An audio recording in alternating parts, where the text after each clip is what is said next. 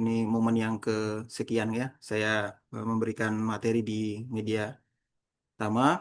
Baik, Bapak-Bapak sekalian, eh, ini hari ini kita berdiskusinya agak santai aja ya, dan namun ini adalah ilmu bermanfaat buat kita semua. Dan saya disclaimer, hari ini saya menyajikan ibarat kalau itu daging semua ya, Bapak-Bapak sekalian. Ini walaupun sesinya webinar, tapi sebenarnya ini adalah bisa mendapatkan intisari daripada orang. Untuk mendapatkan materi ini harusnya mengikuti eh, pelatihan sampai ke yang sifatnya lebih lanjut. Tapi ini saya kasih beberapa highlight secara umum, dan teman-teman kalau mau mengembangkan ilmu ini dan minat ke bidang ini bisa nanti mendapatkan sertifikasinya melalui media Tama ya. Baik, Bapak-Bapak sekalian, saya mungkin tadi sudah diperkenalkan diri. Saya izin juga memperkenalkan diri ya. Berikut saya sebagai pemateri pada hari ini, Bapak-Bapak sekalian. Berikut adalah sertifikasi yang saya miliki di bidang lingkungan. Saya juga memiliki sertifikasi sebagai asesor, trainer, dan juga sebagai LCA, dan juga beberapa sertifikasi lain. Saya juga sebagai konsultan independen menghandle beberapa perusahaan. Mungkin Bapak-Bapak ada yang mengetahuinya. Terus beberapa perusahaan yang sering saya handle ya. Ya, secara perkenalan kita belajar hari ini tentang materi tentang climate change. Ini materi yang cukup menarik. Kenapa menarik Bapak-Bapak sekalian? Karena kita di Indonesia saat ini lagi ada bencana ya, dan bencana ini akan berhubungan dan berkorelasi dengan safety first and climate crisis. Jadi pertama mungkin kita harus saya mengucapkan berbelasungkawa ya dengan data yang ada sampai saat ini di negara kita, di Medan, dan juga di daerah Sumatera, Aceh, dan eh, sekitarnya mengalami bencana, dan sampai saat ini itu sudah mencapai 995 jiwa. Saya nggak menampilkan gambar kejadian karena saya nggak terlalu ini juga. Namun kita lihat data saja. Nah, ini adalah hubungannya dan ada korelasinya dengan materi kita pada hari ini, yaitu tentang perubahan iklim. Ada yang skala lebih global dan gimana skala lebih eh, nasionalnya ya.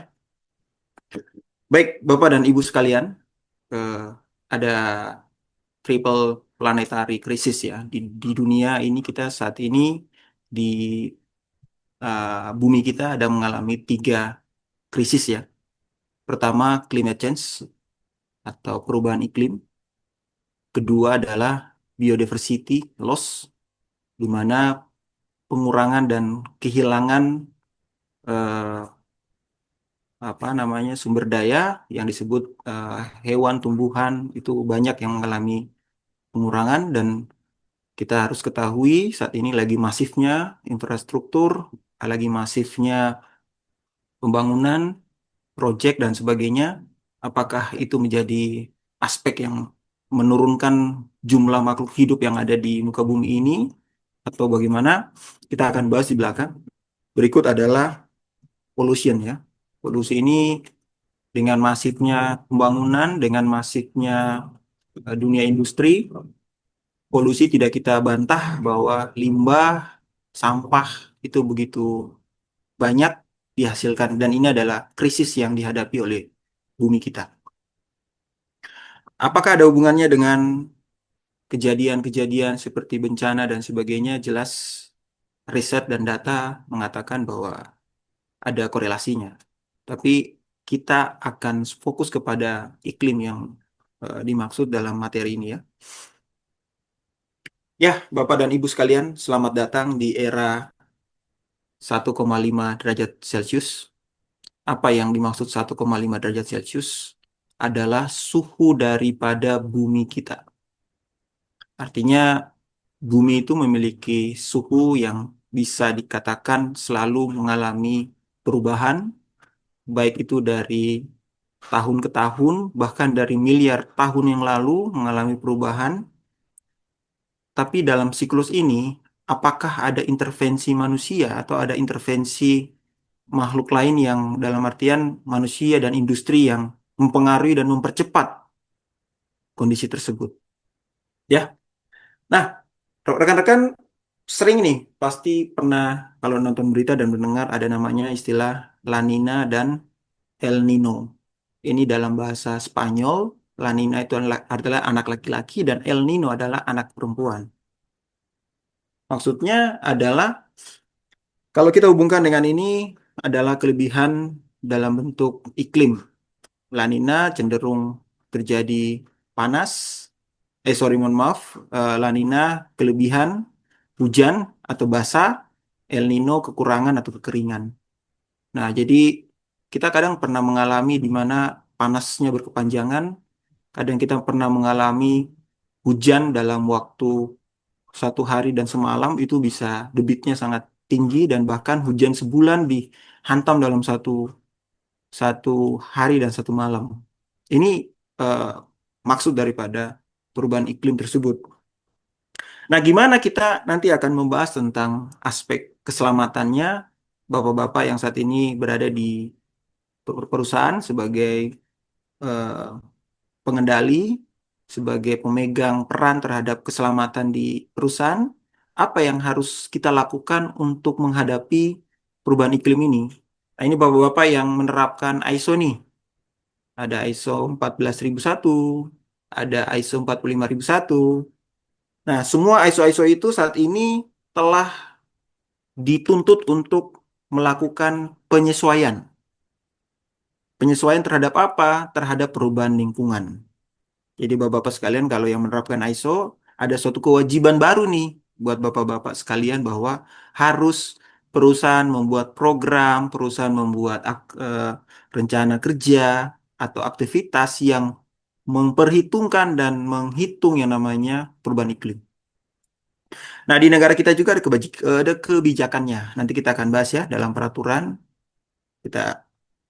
Nah, kita highlight dulu ya bapak sekalian ternyata polusi saat ini di kota-kota besar, kita di Jakarta pun sudah bisa kita rasakan, dan di kota-kota lain, dan semuanya bersumber daripada kendaraan, bersumber dari industri.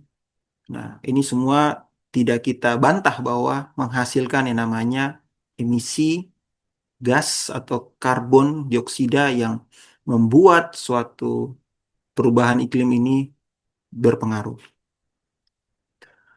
Nah, karena industri, karena polusi menyebabkan penurunan spesies, penurunan makhluk hidup yang saat ini hampir lebih dari 47.000 spesies terancam punah. Bahkan banyak penelitian yang mengatakan bahwa di 50 tahun ke depan dan di 30 tahun ke depan akan terjadi penurunan dan kehilangan banyak spesies, bahkan spesiesnya menjadi langka. Tidak kita bantah, itu progresifnya seperti itu.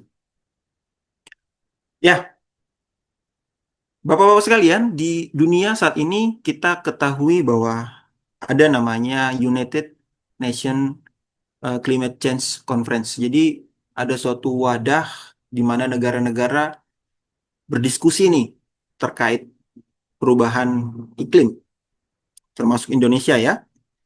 Rapat pertama perubahan iklim ini dilakukan di tahun 1995 dan itu dilakukan tiap tahun itu.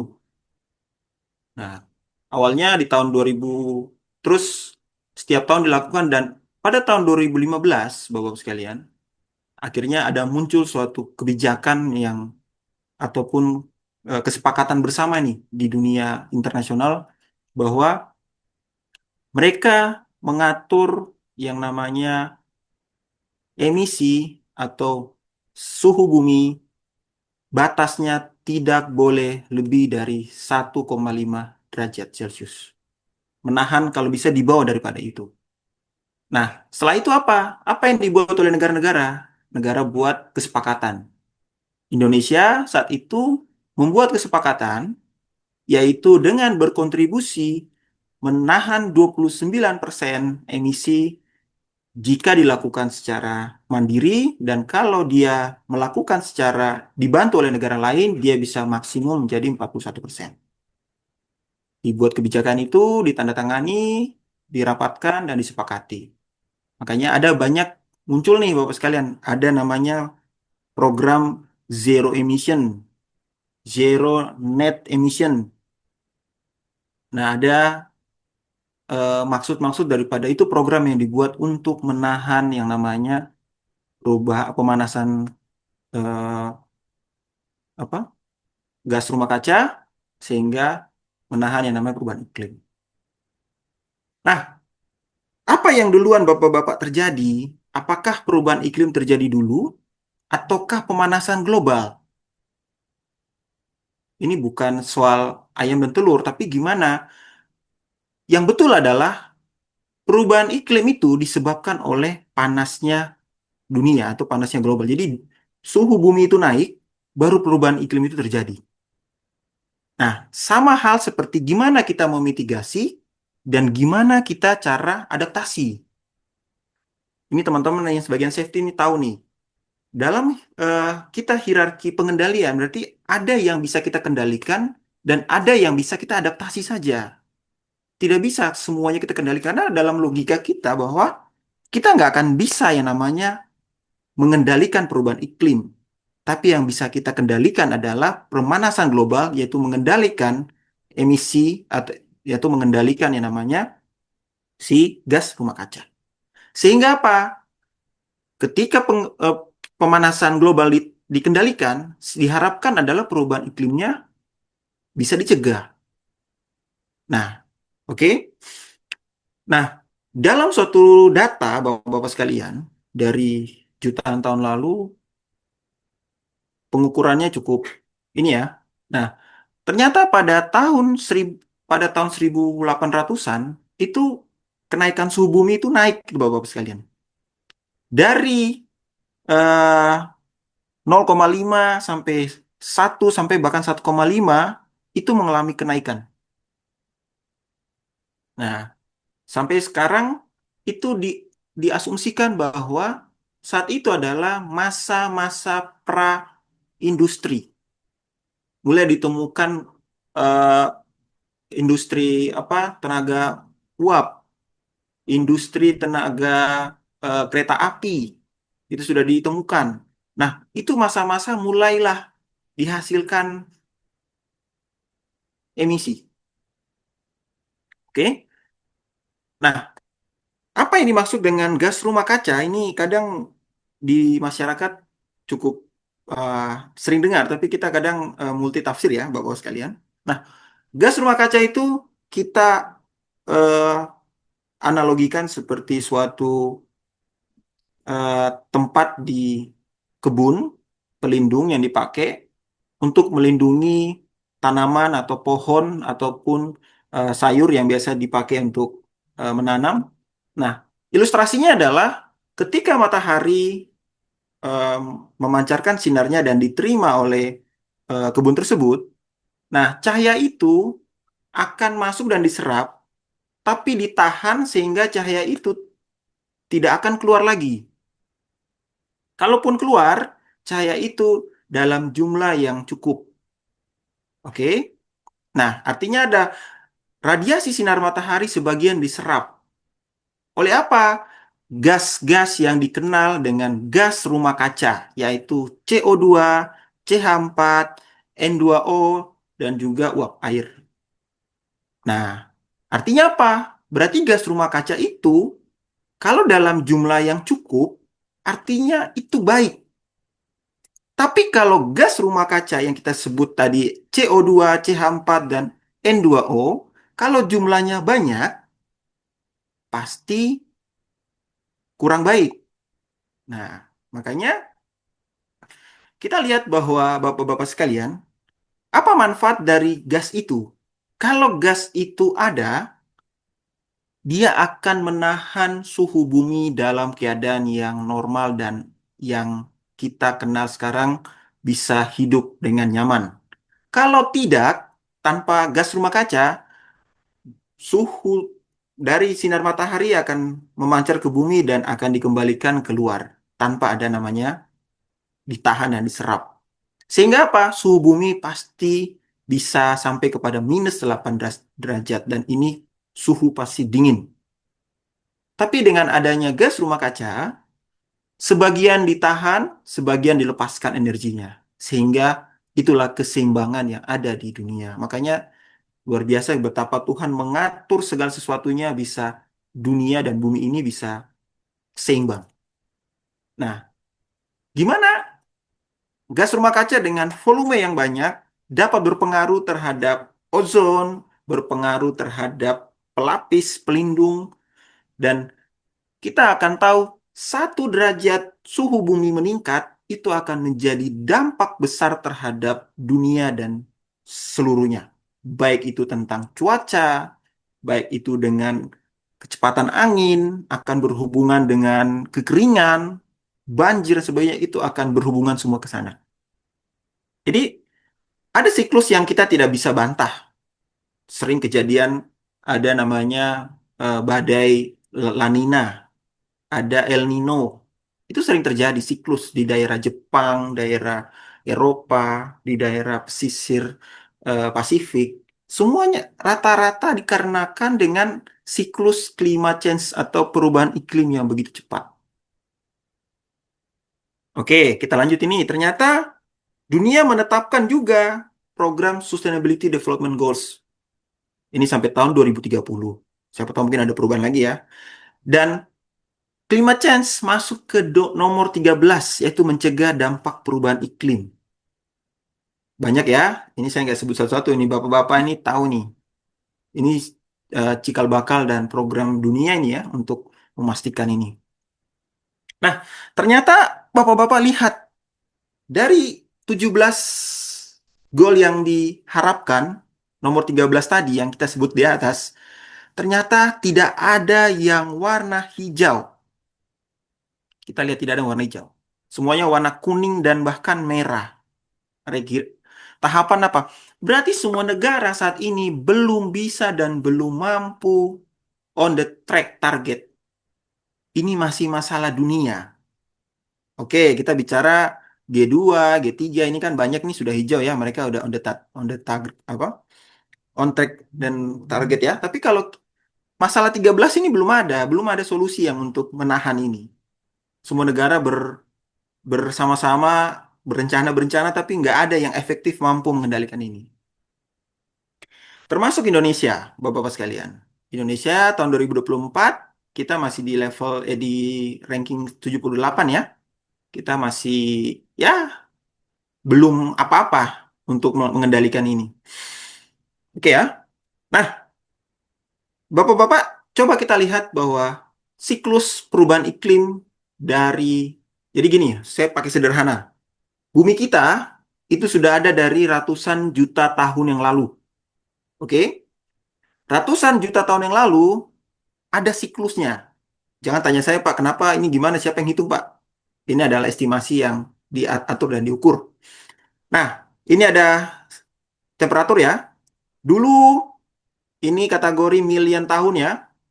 Juta tahun ya. 500 juta tahun, 400 juta tahun. Oke, suhu bumi dulu itu sampai pernah di 14 derajat, Pak. Panas sekali. Oke? Oke, tinggi sekali ini suhunya. Nah, mengalami suhu penaikan dan turunan sampai pernah turun di suhu yang rendah juga. Sampai -2 dan -4 pernah naik dan turun siklusnya. Oke, setelah itu kembali kepada suhu normal dan sekarang di tahun ini adalah tahun pra-industri yang saya katakan bahwa di mana terjadi penaikan secara masif. Oke, kalau siklus itu berjalan dengan normal, asumsinya bahwa bumi dalam siklus terbaiknya. Tapi kalau siklus itu berubah karena intervensi manusia, ini yang harus kita cegah. Makanya Bapak dan Ibu sekalian, ada program pemerintah yang namanya Zero Net Emission. Zero Net Emission itu bukan berarti emisinya nol, tapi emisi tetap dihasilkan, tapi harus ada yang menangkap. Kalau si perusahaan A melepaskan emisi 10, perusahaan B, perusahaan A juga harus menangkap emisinya 10, membuang 10, menangkap 10. Karena apa? Melepas emisi itu mungkin agak sulit dikendalikan, agak sulit dilakukan. Harus melakukan progresif. Kita tahu dalam pra-industri, rata-rata semua manufacturing, industri itu semua masih dalam batu bara, masih menggunakan eh, fosil dan sebagainya, itu menghasilkan emisi. Nah, tapi dalam beberapa pertemuan-pertemuan ini, akhirnya mereka menyepakati nih Bapak-Bapak sekalian. Bahkan proyeksinya di tahun 2050, bahkan 30 tahun yang akan datang, akan mulai yang namanya perubahan. Yaitu dari industri yang menghasilkan emisi dan dari hasil fosil, itu akan digantikan dengan yang ramah lingkungan. Oke? Nah, ini kita masih di ini ya. Ternyata hal ini berdampak kepada negara-negara yang awalnya dulu mungkin tidak pernah banjir, akhirnya sekarang banjir. Dulunya baik-baik saja, tidak ada badai, tidak ada longsor, akhirnya longsor. Siklus ini bisa mempengaruhi eh, apa bencana suatu suatu daerah. Oke, kita bicara di tempat lain, tapi di tempat kita lagi terjadi. Kita nggak usah ngambil contoh tempat lain, Bapak-Bapak sekalian. Oke, oke.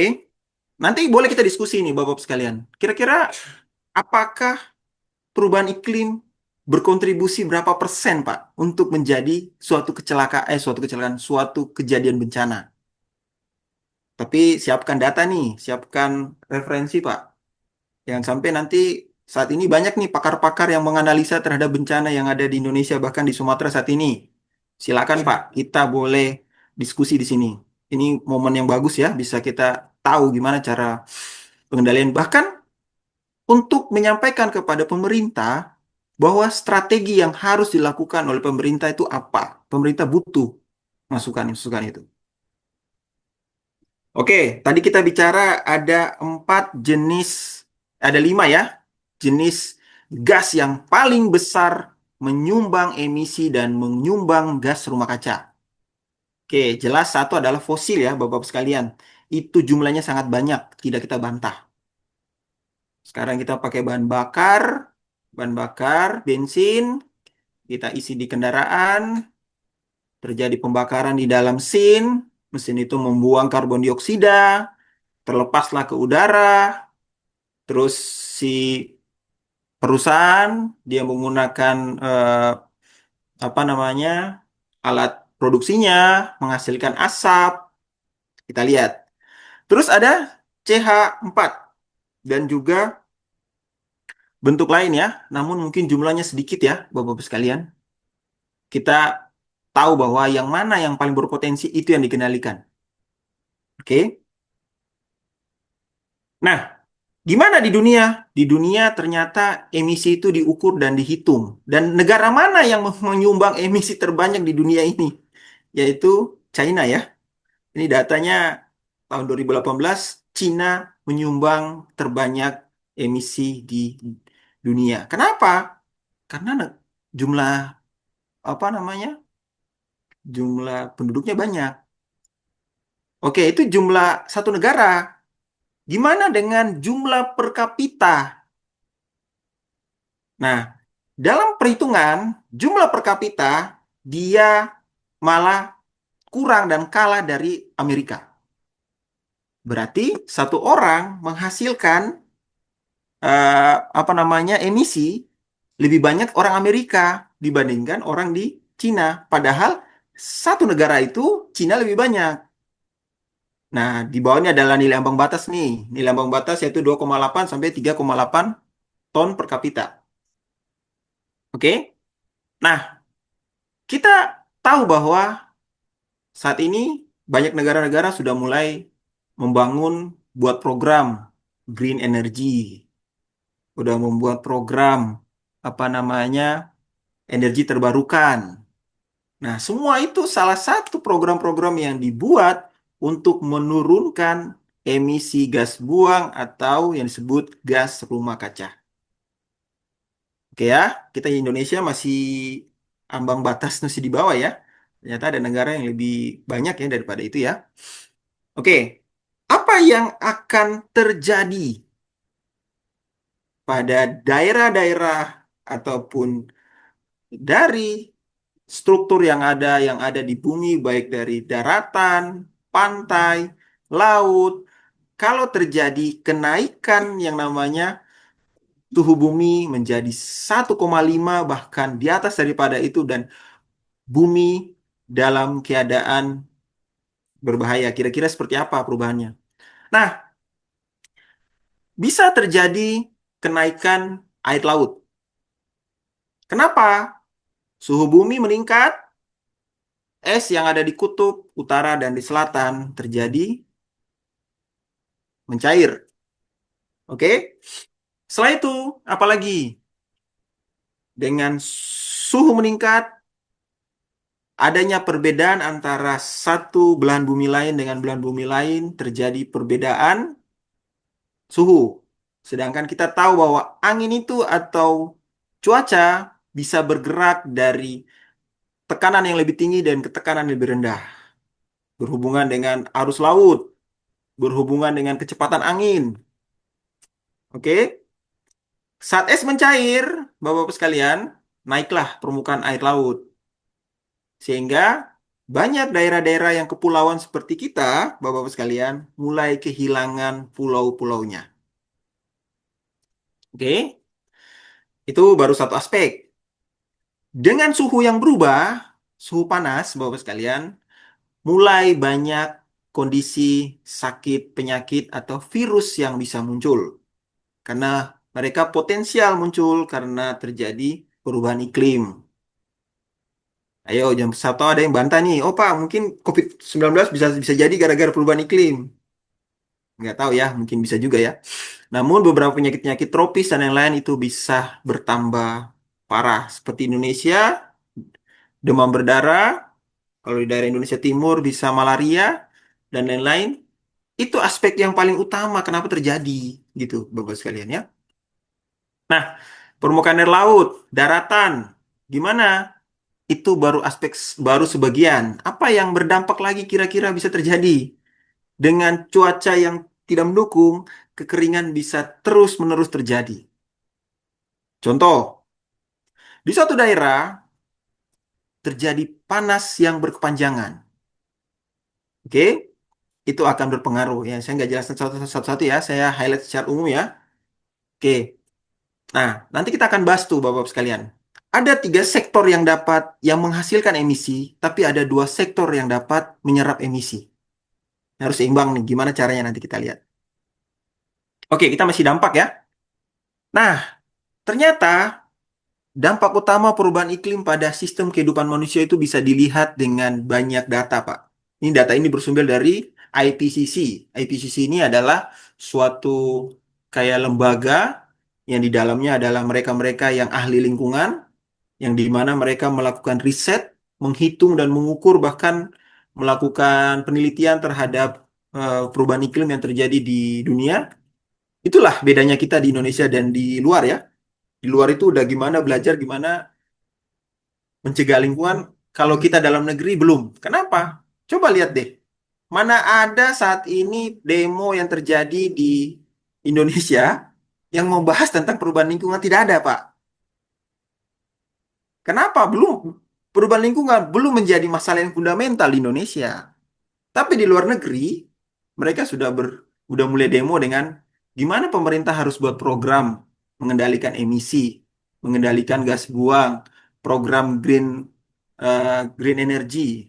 Itu udah di sana. Kita di sini belum opsi, belum pilihan. Nah, ini banyak ya aspek yang mungkin bisa terjadi ya. Kalau dari bagian kesehatan aja ini bisa tadi nih, infection and disease ya, penyakit-penyakit ya yang mungkin bisa bertambah ya. Oh, termasuk bisa terjadi apa? Kesulitan air ya. Terus di sektor pangan, terus di sektor peternakan, banyak di sektor ini masalah cuaca, banjir. Nah, ini semua bisa masuk ya. Ini mereka menganalisa ya dari semua daerah ya. Kita di Asia ini kalau dikatakan ini berarti bertambah. Ya, kita harus akui bahwa ternyata kita tidak bisa mengendalikan apa yang disebut perubahan iklim. Tapi yang bisa kita kendalikan adalah gimana mengatur emisi supaya bumi tetap dalam suhu yang stabil. Oke? Nanti ada yang bilang, Pak, kita selimutin aja, Pak, biar jangan kedinginan, Pak, ataupun jangan kepanasan, Pak, ya. Oke ya? Nah, ternyata dampak utama perubahan iklim dari dari ekosistem ya. Nah, dari ekosistem ini kita bisa lihat gimana sih ketersediaan air bersihnya, gimana sih laut bisa nggak berpengaruh. Ini orang-orang tua dulu kalau kita ajak ngobrol pasti mereka akan bilang, wah dulu ini Pak kami itu nyaman sekali kalau tinggal di sini Pak, kok sekarang panas sekali ya. Hmm. Secara tidak langsung dia menyampaikan bahwa apa yang dimaksud perubahan iklim dulu dengan sekarang itu pasti akan mengalami perbedaan. Nah, nanti ada yang bahas lagi, Pak. Ini karena soal industri, jadi emisinya dikirim ke kami, Pak. Anginnya dari sana. Nah, ini bahkan mungkin ada yang bilang angin tidak punya KTP ya. Nah, namun dalam proses ini kita akan bahas nanti Bapak-Bapak sekalian di belakang tentang ternyata pemerintah sudah membuat regulasi dan program yang mengatur tentang pengendalian emisi. Kita akan bahas di belakang. Nah, ini dia. Nah, pada tahun 2015 yang tadi kita sebut, Indonesia buat suatu komitmen nih sama eh, dunia bahwa kami komitmen nih, kami akan membuat net zero. Nah, net zero emission. Nah, di tahun berapa? Tahun 2050. Nah, terus dia tidak hanya itu, mereka menandatangani namanya INDC. Artinya mentekan NDC baru komitmennya dia bahwa di tahun 2030 kami akan menekan yang namanya emisi sampai kepada 32%. Oke, harus komitmen ya. Ini sudah di level internasional ya. Nah, dengan dibuatnya teken ini, muncullah beberapa peraturan yang dipakai untuk mengontrol perusahaan-perusahaan yang ada dalam negeri ini. Nah, peraturannya ini, pertama, dia membuat apa namanya dasar hukum pajak karbon di Indonesia. Oke, yaitu Undang-Undang Nomor 7 Tahun 2021 tentang harmonisasi peraturan. Terus dia membuat Perpres nih, penyelenggaraan nilai ekonomi karbon dan pencapaian target. Ini maksudnya apa, Pak? Ini Bapak-Bapak saat ini mungkin ada yang dari perusahaan, ini cobalah. Ini pasti tahu ini, kalau yang berhubungan ini. Jadi maksudnya adalah jika si PTA ini memiliki menghasilkan karbon. Jadi ada pemerintah membuat batas nilai ambang batas nih. Batas karbon adalah 10 contoh. Tapi ternyata si PTA ini memiliki karbon 12. Lebih dong, lebih dua ya. Nah, dia menghasilkan karbon 12. Nah, muncullah si PTB. PTB ternyata punya karbon cuma 8. Berarti masih ada spare 2 nih. Nah, spare 2 ini yang dilakukan izin emisi dan diberikan kepada si PTA untuk PTA membeli karbon tersebut. Kenapa? Si PTB mampu menurunkan emisi. Oke? Nah, sekarang gini, gimana kalau posisinya adalah lebih banyak si PTA yang menghasilkan 12 dan sedangkan sedikit yang menghasilkan si 8. Berarti banyak spare yang nggak bisa mengisi itu. Akhirnya itu yang disebut pajak karbon.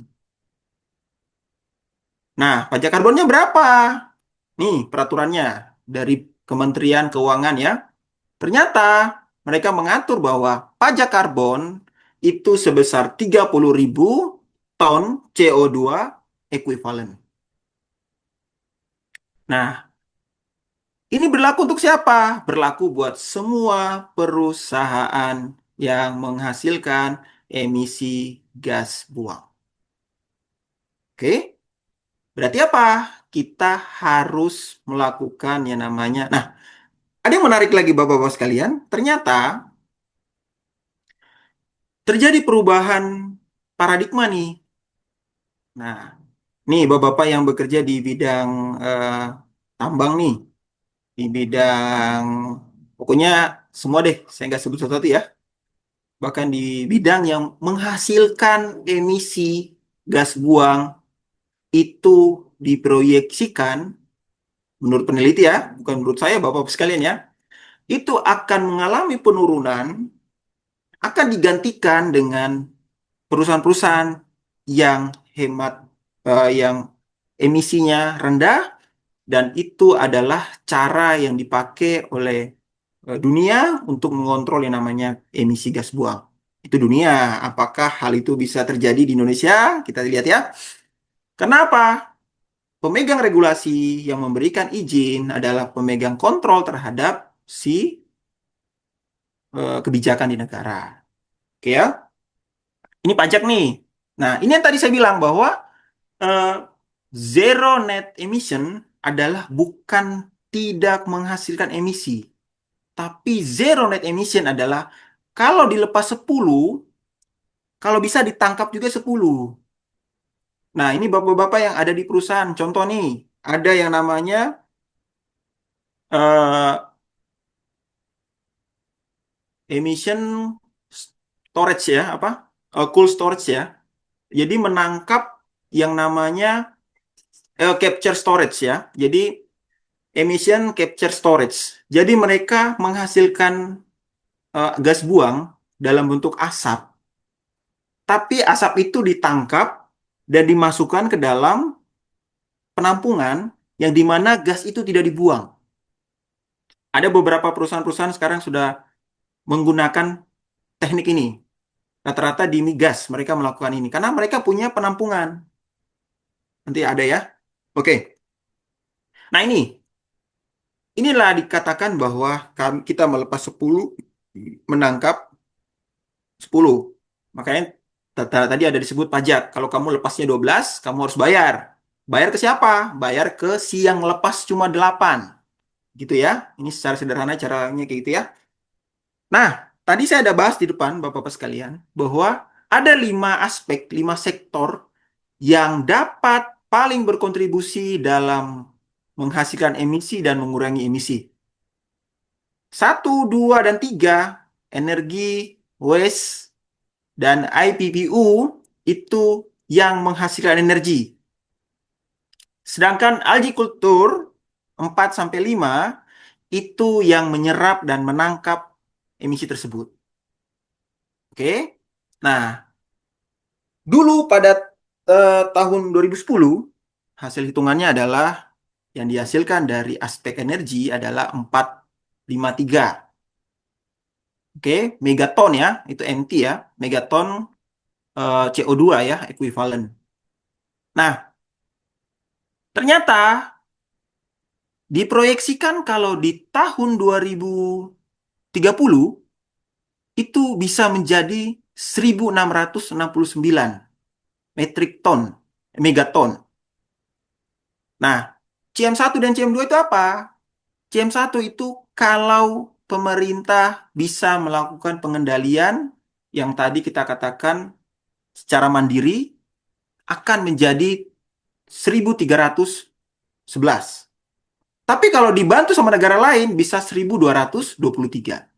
Artinya apa? Lebih signifikan, lebih turun. Nah, ini adalah perhitungan. Nah, ini kalau sebelah ini reduction ya, presentasinya kalau dia diturunkan berapa persen. Nah, balancingnya di mana, Bapak-Bapak sekalian? Balancingnya ada di aspek energi, ada di waste, ada di IPPU. Nah, waste ini adalah limbah, Bapak-Bapak sekalian. Apa limbah? Sampah. Apa sampah? Sampah yang dihasilkan oleh industri atau limbah ataupun masyarakat itu pasti mengandung yang namanya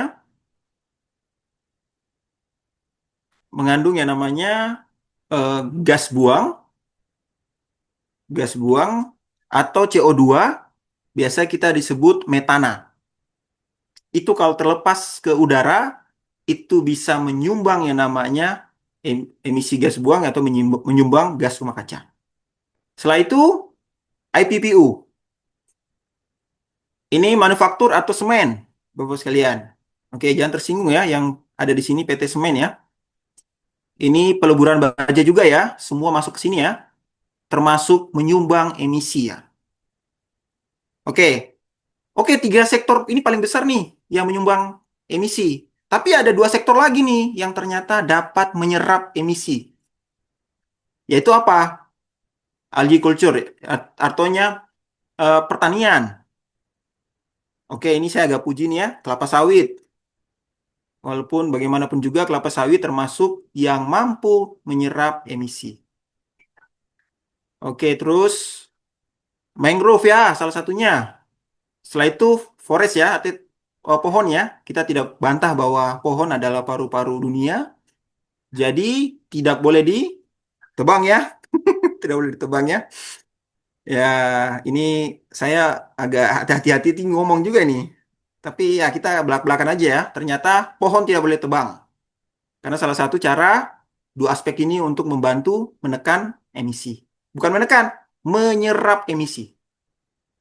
Oke ya, ini adalah lingkup ya penyerapannya dari aspek penggunaan di sektor kehutanan, sektor pertanian, bahkan kita bisa melakukan deforestasi ya, pohon jangan ditebang, terus kalau bisa jangan membuang sampah sembarangan, not emission. Nah ini semua rata-rata bagian daripada itu ya.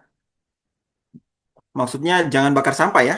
Oke, ternyata Bapak-Bapak Ibu sekalian, kita coba lihat sedikit data ini. Ini datanya didapat bahwa pada tahun 2015, Indonesia mengalami kebakaran gambut ya, sehingga kebakaran tersebut dapat menyumbang emisi gas buang, sehingga terjadi peningkatan atau nilai ambang batas menjadi tinggi ya, melebihi nilai ambang batas ya. Di atas ada tahun 2020 1,5 giton ya, gigaton ya.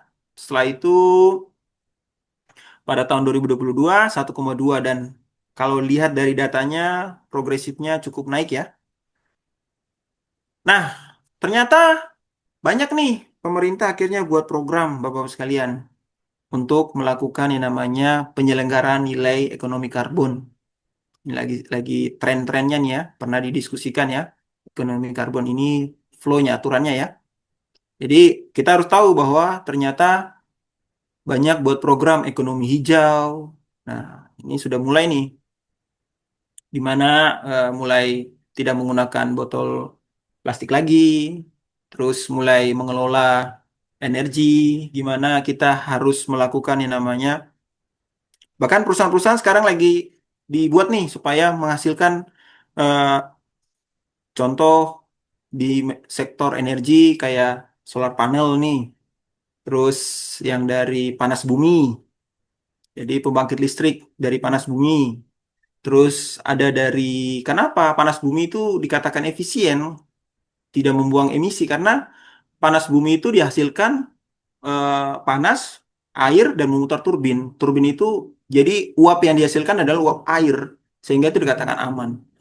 Ya, nah, ini manfaat buat ekonomi hijau ya. Kemarin sempat kayak disinggung waktu zaman Pak Wakil Presiden kita ya, sempat dulu ditanyakan tentang ekonomi hijau ya.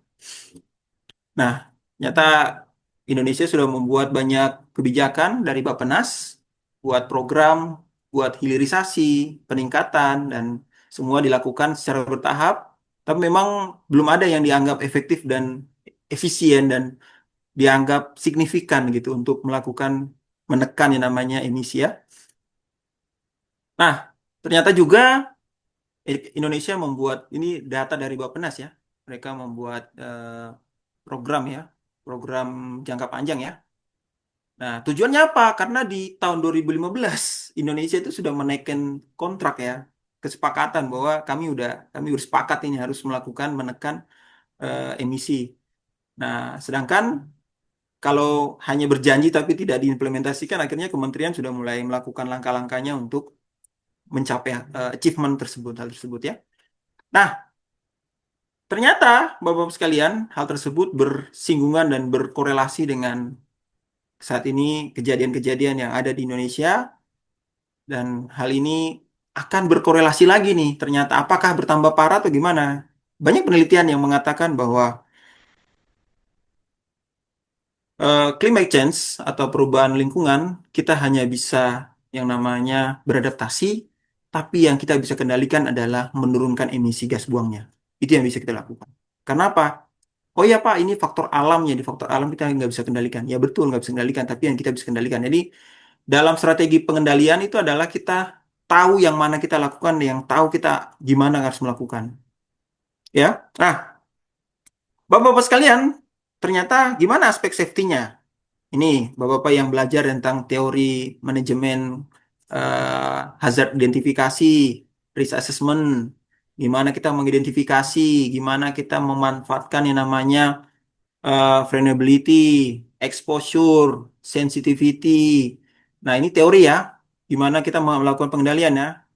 Nah, strategi yang dipakai dalam melakukan mitigasi emisi gas rumah kaca, Bapak sekalian, yaitu adalah strategi adaptasi perubahan iklim dan memitigasi bencana.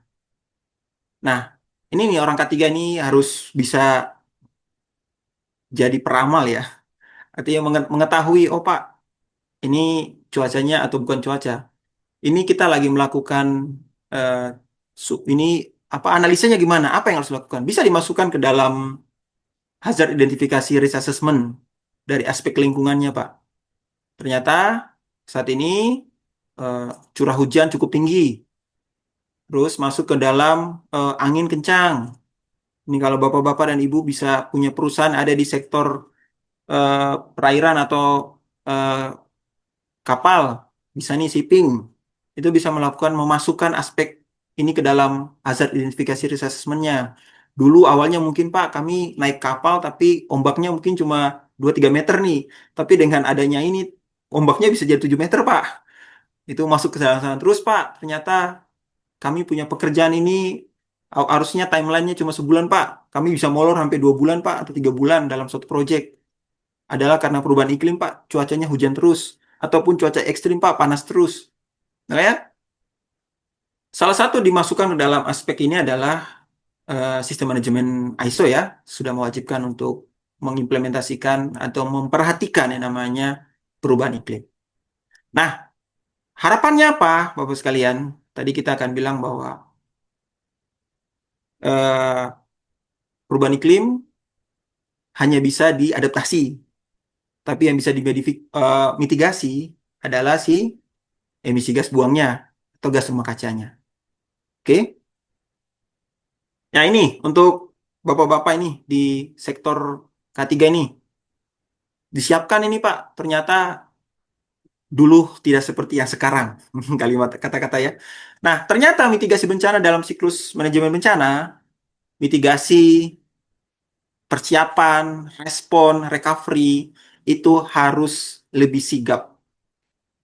Harus sarana prasarana tidak cukup, kita harus cukupkan. Manusianya harus disiapkan, dilatih. Terus apalagi sistem manajemennya dibentuk, disiapkan apa namanya segala sesuatunya berhubungan dengan bencana atau berhubungan dengan cara menangani bencana, semuanya dimitigasi. Karena apa? Karena dalam teori eh, oke kita bicara teori ya sebentar. Nah ini bapak-bapak ini tahu nih resiko hazard dikali exposure dan vulnerability. Artinya apa? Yang mana yang kita bisa kendalikan? Oke, bahaya kita kendalikan, exposure kita kendalikan, vulnerability-nya kita kendalikan. Dengan harapan apa? Kalau semua aspek ini dikendalikan, risiko itu berkurang. Kenapa? Prinsip manajemen risiko adalah mengendalikan yang bisa dikendalikan. Sedangkan kalau perubahan iklim, kita tidak bisa kendalikan. Yang kita bisa kendalikan adalah mengatasi emisi atau gas rumah kaca. Kenapa? Tadi teori di depan bahwa gas rumah kaca itu akan mempengaruhi si perubahan iklim. Oke, kata kuncinya begitu ya. Nah, berarti apa? Kita berperan untuk membuat yang namanya menurunkan exposure, atau kita menurunkan bahayanya, atau kita menurunkan vulnerability-nya. Dengan cara apa? Nah, ini orang-orang HSE ini, orang ketiga ya. Kita bisa membuat program-program baik itu di perusahaan atau kita bisa buat program-program baik itu di masyarakat dan sekarang ini banyak pencinta alam bahkan orang-orang environment atau orang-orang lingkungan banyak sekali mereka saat ini di mana buat program untuk mengendalikan emisi karena cuma itu yang bisa kita lakukan. Nah, berarti apa? Dari tadi 1, 2, 3, 4, 5 yang kita tambahkan adalah apa, Pak? Poin 4 dan 5 dari pertanian dan kita tambahkan dari hutan. Berarti kita membantu mereka. Mungkin kita bisa tambahkan program kalau di kantor mungkin bisa dibuat taman, vertical garden untuk menambah penyerapan emisi. Logikanya benar bahwa kamu yang menghasilkan, kamu yang harus mengendalikan. Itu yang disebut zero net zero emission. Oke ya. Nah, ini ya, hazard, exposure, vulnerability. Oke ya. Nah, ini ya program yang bisa diadopsi, program-program yang bisa dibentuk, dibuat oleh perusahaan. Nah, ini harusnya orang-orang pemijak kebijakan ini. Kalau bapak-bapak ini pelaksana lingkungan atau environment, buatlah program-program Pak di perusahaan.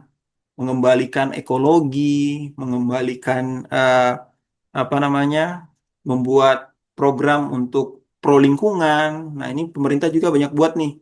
Dari LHK itu membuat program ya, Proklim namanya ya. Itu banyak di daerah-daerah. Kalau di perkotaan ini biasanya dibuat taman, terus dimasukkan ke dalam eh, unsur RT RW dibuatkan. Nah, itu semua ke sana ya. Tujuannya adalah untuk menekan yang menambah penyerapan, yaitu di poin 4 dan 5. Karena 1, 2, 3, 4 itu skalanya lebih luas. Adanya di mana? Pemegang perannya di pemerintah. Makanya pemerintah harus fungsi pengawasannya harus lebih bagus, fungsi kontrolnya bagus, fungsi evaluasinya bagus, fungsi penegakan hukumnya harus bagus supaya poin 1, 2, 3 itu jangan kamu buang, tapi kamu bisa ini. Karena ya saya nggak komentar ya, tapi bisa saja tuh. Itu yang kurang kontrol. Kenapa? Dampaknya buat kita bersama. Anda yang berbuat, kami yang merasakan. Dan ini yang kita hadapi saat ini di Aceh dan Sumatera dan semuanya ya. Ada, saya nggak sebut ya, hal-hal yang kadang mungkin analisanya kemana, kasihan masyarakat yang menjadi dampak. Ternyata betul, perubahan iklim yang bisa berisiko. Nah, silakan ini Pak, diskusi. Oh Pak, ternyata perubahan iklim mungkin kecil aja Pak. Nah, silakan Pak, siapa tahu Bapak punya dalil atau apa yang bisa menguatkan. Nah, silakan diskusi. Menjaga iklim hari ini untuk menyelamatkan kehidupan esok. Saya senang ketika bisa berdiskusi dan bisa bertanya jawab tentang perubahan iklim. Oke, baik. Demikian ya dari saya, Bapak-Bapak sekalian. Materinya cukup ya. Nanti silakan Pak Arief, kita bisa berdiskusi ataupun ada yang mau ditanyakan. Saya eh, bisa membantu. Oke, baik. Terima kasih Pak Putra untuk materinya ya, luar biasa ya teman-teman semuanya. Dan untuk pertanyaan, silahkan bisa tuliskan pertanyaannya di kolom Q&A. Nanti kita akan sama-sama jawab ya bersama Pak Putra untuk pertanyaan dari Bapak Ibu. Silahkan nanti bisa ditulis di kolom Q&A dan kalau nanti ada yang mau raise hand juga boleh ya. Oke, baik. Namun sebelum kita lanjut ke sesi tanya jawab, ada beberapa informasi terlebih dahulu yang akan saya sampaikan terkait dengan absensi ya, terutama Bapak Ibu. Akan kita share setelah ini. Jadi nanti Bapak Ibu bisa cek di kolom chat untuk absensinya. Nanti akan kita berikan di kolom chat. Dan pastikan juga sudah install aplikasi Mika Pro. Karena untuk aplikasi Mika Pro ini teman-teman perlu install untuk nanti bisa download sertifikatnya setelah webinar ini selesai gitu ya. Nah, kemudian kalau misalkan aplikasi Mika Pro-nya masih silver ya, teman-teman bisa upgrade dulu ke platinum ya supaya nanti teman-teman bisa mendapatkan sertifikatnya. Seperti itu. Nah, kalau misalkan sudah platinum tinggal isi absensi aja, kemudian nanti bisa langsung dapat sertifikatnya. Ya, untuk sertifikatnya, loh kok bayar? Nah, teman-teman, kalau untuk webinar ini sertifikatnya tidak bayar, namun untuk teman-teman yang masih silver itu adalah upgrade ke fitur platinum. Teman-teman, kalau sudah upgrade fitur platinum bisa mendapatkan fitur-fitur premium, di antaranya ada menu regulasi K3 yang ada gambar gemboknya ya di sini. Kemudian ada ribuan modul yang nanti teman-teman bisa belajar juga, baik yang Kemnaker, BNSP, soft skill, di sana ada semua. Jadi nanti teman-teman bisa pelajari secara mudah untuk modul-modul yang ada di aplikasi Mika Pro.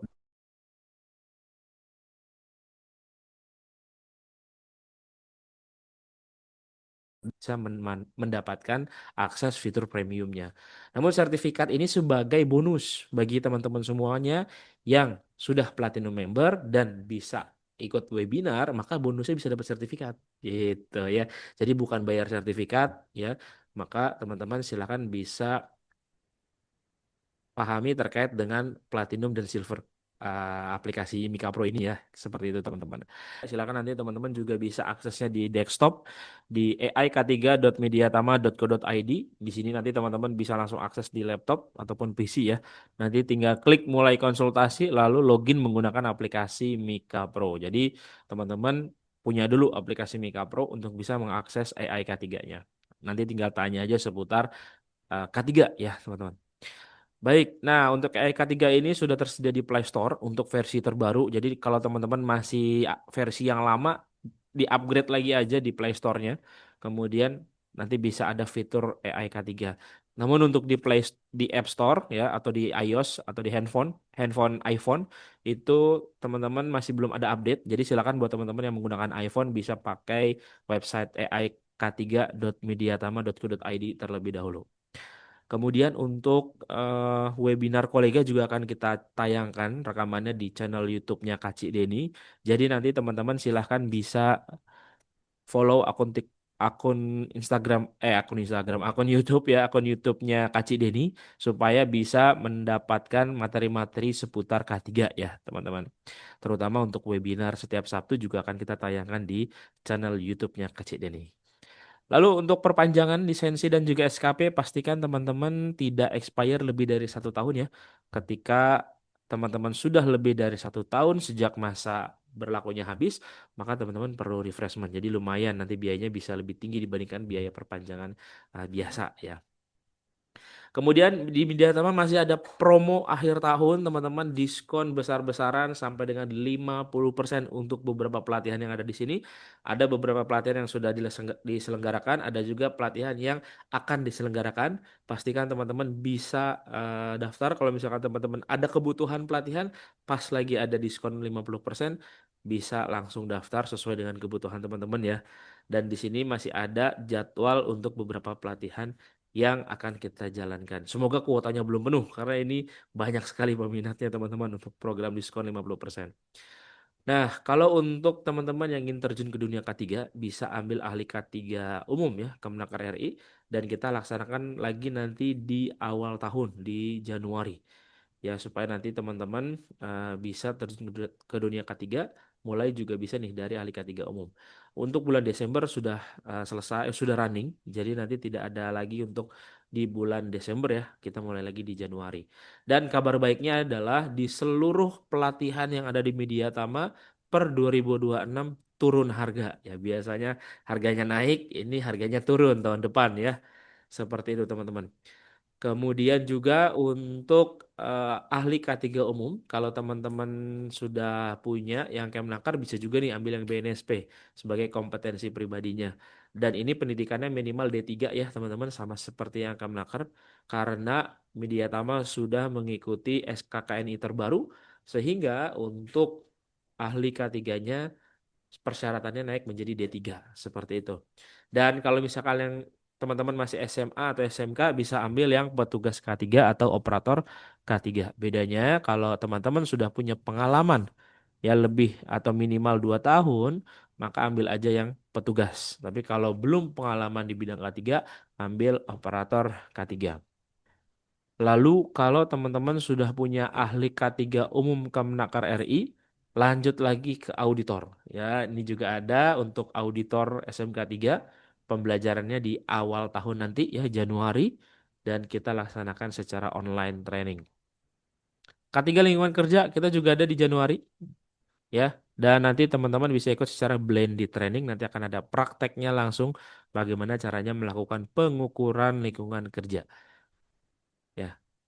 Kemudian di sektor kelistrikan kita ada teknisi K3 listrik. Nanti teman-teman juga bisa ikuti yang teknisi K3 listrik dan pembelajarannya blended, materinya online dan juga prakteknya offline tatap muka. Nah, kalau teman-teman minimalnya SMA tadi ambilnya yang teknisi ya.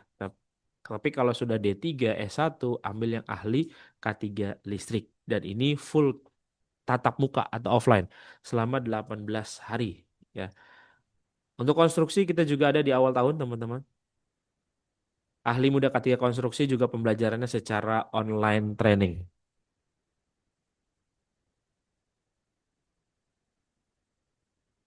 Kemudian untuk supervisor perancah, ya kita ada supervisor perancah dan juga teknisi K3 perancah, teman-teman. Dan ini pembelajaran secara online juga, tapi nanti ada prakteknya ya. Untuk prakteknya cukup 1 hari, nanti teman-teman akan bekerja terkait dengan atau praktek memasang dan membongkar perancah itu sendiri. Oke, nah ini juga masih ada harga yang terjangkaunya ya teman-teman untuk harga early bird karena pelatihannya di bulan Januari. Untuk di Desember ini masih ada petugas peran kebakaran kelas D teman-teman dan ini juga blended training nanti prakteknya di media Tama terkait dengan memadamkan api menggunakan APAR dan juga fire blanket. P3K kita juga ada untuk P3K ini secara tatap muka. Jadi nanti teman-teman bisa langsung praktek bagaimana caranya membidai, ya bagaimana caranya nanti teman-teman melakukan RJP ya.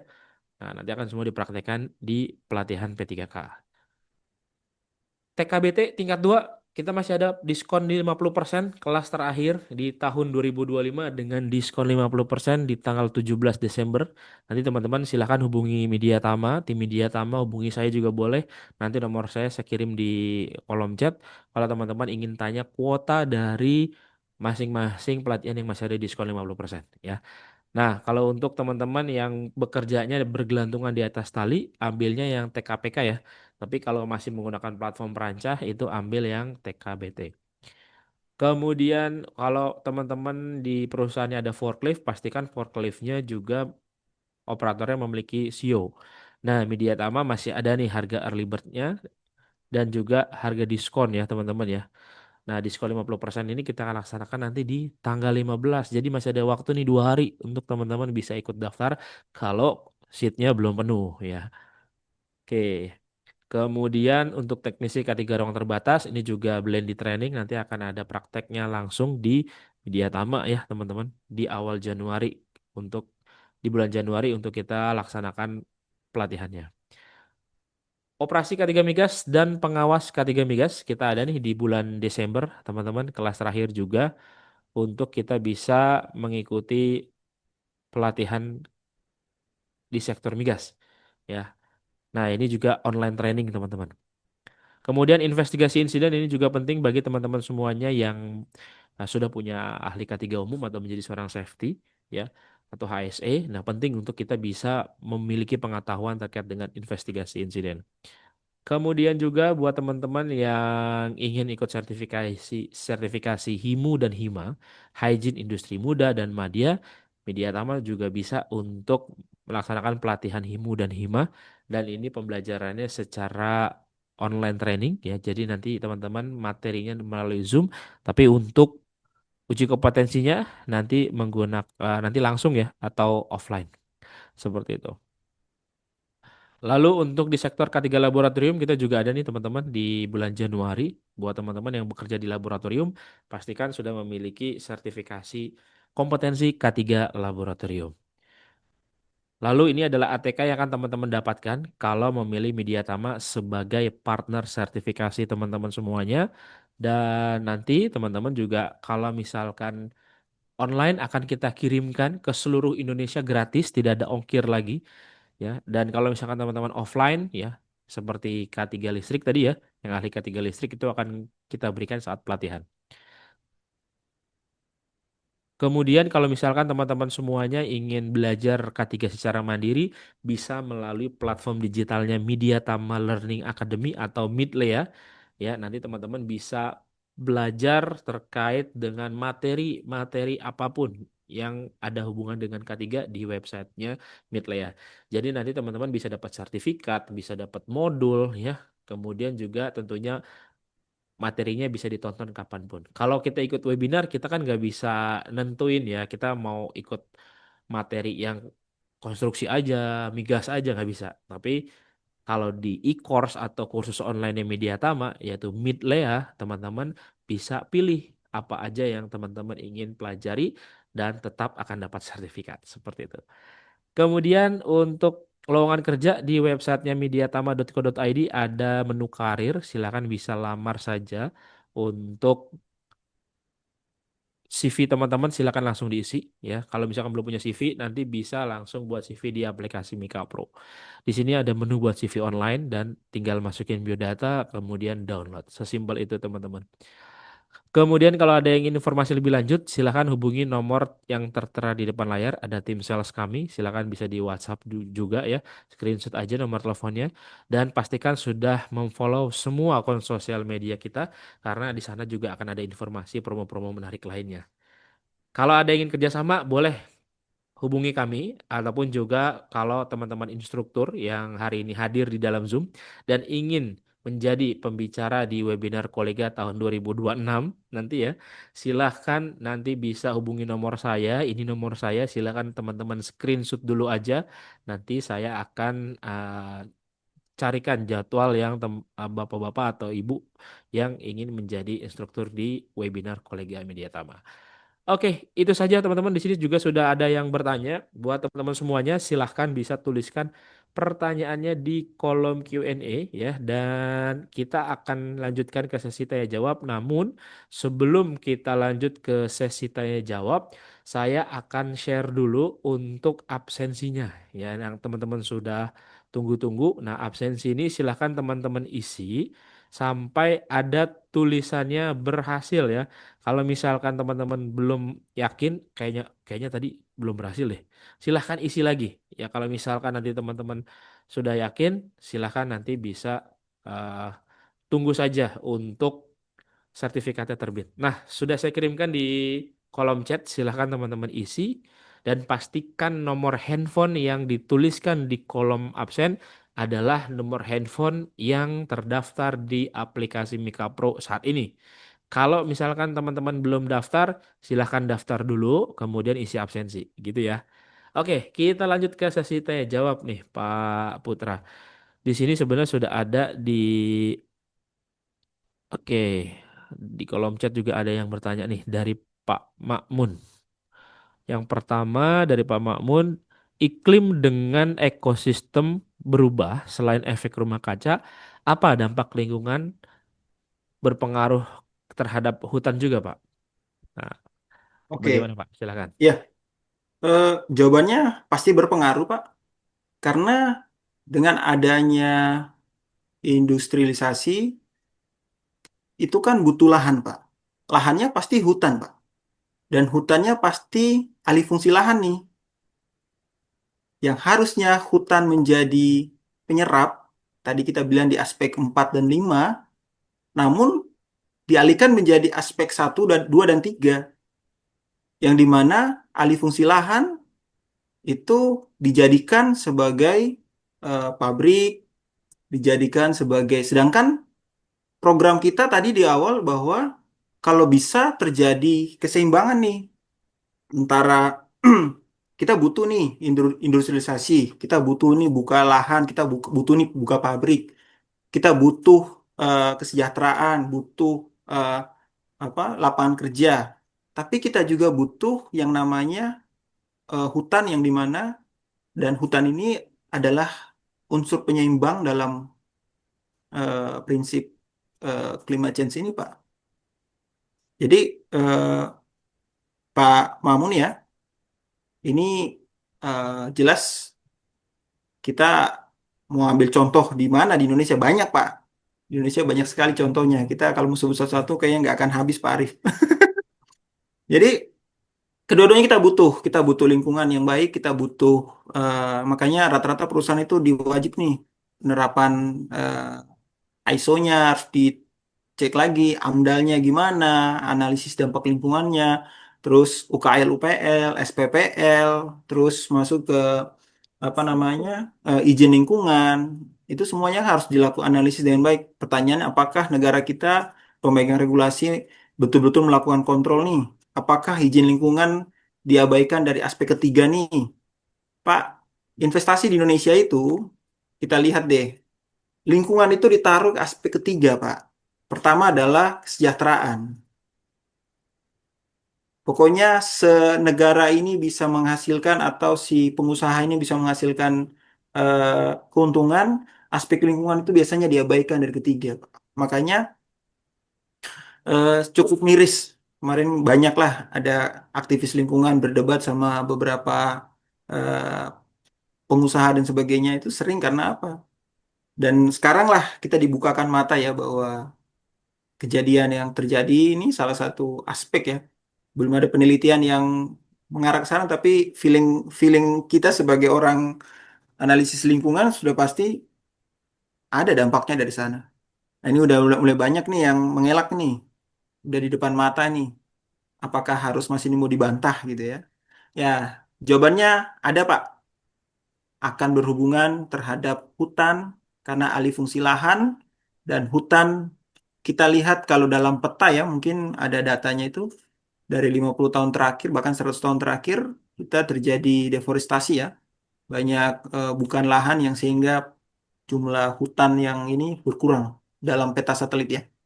Pak Arief kita bisa sama-sama tahu dan itu yang terjadi di negara kita. Begitu Pak. Oke, baik. Seperti itu ya Pak Makmun tadi ya untuk jawabannya. Nah, buat teman-teman silahkan bisa tuliskan pertanyaan di kolom Q&A atau ingin bertanya langsung boleh raise hand aja. Nanti kita akan berikan kesempatan untuk Bapak Ibu, teman-teman semuanya bisa bertanya dengan Pak Putra hari ini. Lanjut lagi dari Pak Ari Rosman.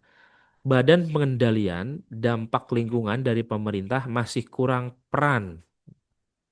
Nah, apakah ada badan pengendalian lingkungan selain pemerintah atau NGO seperti Greenpeace agar ada peran serta dari semua elemen masyarakat yang peduli lingkungan, Pak? Silakan, Pak Putra. Jawabannya banyak Pak. Tapi mereka berperan nggak? Mereka cuma bisa melakukan analisis, menghitung, mengukur, mengidentifikasi, tapi mereka nggak bisa buat gebrakan. Yang buat gebrakan adalah pemerintah. Betul ya? Kenapa? Pemerintah pemegang regulasi, pengawasan, kontrol, penegakan hukum, betul? Pengelola Betul. anggaran. Itu rata-rata. Makanya sekarang lagi terjadi nih Pak Arief. Ada oknum-oknum yang mulai peduli terhadap lingkungan dan lain-lain. Terus si Hmm. pemerintahnya sindir ya. Sorry, mohon maaf ya. Ya, ini baru begini aja sudah apa namanya sudah viral. Padahal pemerintah sudah melakukan anggaran yang berapa triliun dan sebagainya, miliar, tapi biasa aja gitu. Nah, ini yang kadang kita harus sama-samakan persepsi bahwa pemerintah itu punya keterbatasan ya Pak ya, harusnya. Karena apa? Ada bahasa lagi lebih lucu, pemerintah nggak hadir. Emang selama ini kemana? Tapi tidak begitu ya, kita sikapi dengan dewasa bahwa peran pemerintah harus didukung oleh peran masyarakat, bahkan banyak LSM-LSM ya, kita bergandeng tangan untuk mencapai yang namanya menjaga lingkungan, keberlangsungan hidup, kita menjaga lingkungan supaya eh, toh hasilnya buat kita juga ya. Gitu. Begitu Pak Arief. Oke, baik. Harusnya sih diapresiasi ya, Pak ya. Betul, harus diapresiasi. Kita kolaborasi lah dewasa dalam menyikapi ya. Jangan Oke, bilang pemerintah nggak hadir. ya begitulah ya, Pak ya. Oke, lanjut lagi. Begitu ya, Pak Ari untuk jawabannya. Lanjut lagi dari Pak Tertian. Apakah adanya kolam air ataupun kolam ikan mempengaruhi iklim kerja, terutama di tempat kerja terbuka? Apakah ada langkah pengendalian terhadap kolam air agar iklim kerja tetap terjaga? Nah, ini bagaimana, Pak? Sabar. Kolam air. Kolam air Kolam di suatu kolam daerah, ikan. Ya, kolam kolam air, ikan, kolam Pak. ikan. Nah, saya sampaikan ya, rekan-rekan sekalian, ini saya karena terbatas, ada materi lagi yang sering, yaitu adalah materi proklim ya, program iklim. Itu biasanya dipakai seperti salah satunya adalah pembuatan kolam ikan, pembuatan vertical garden, penanaman pohon. Itu salah satu program-program yang bisa dikembangkan di level mana saja, baik itu di perusahaan, baik itu di masyarakat, baik itu di RT RW. Untuk apa manfaatnya, Pak? Itu salah satunya untuk meningkatkan dan menambah poin 4 dan 5 tadi kita sebut.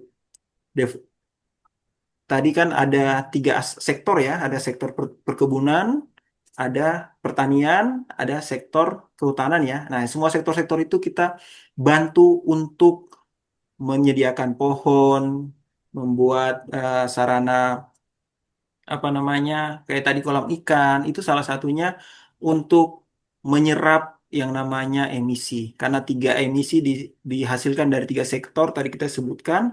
Nah, tiga sektor ini kalau bisa ada yang menyerap, jadi ada yang melepas, ada yang menyerap.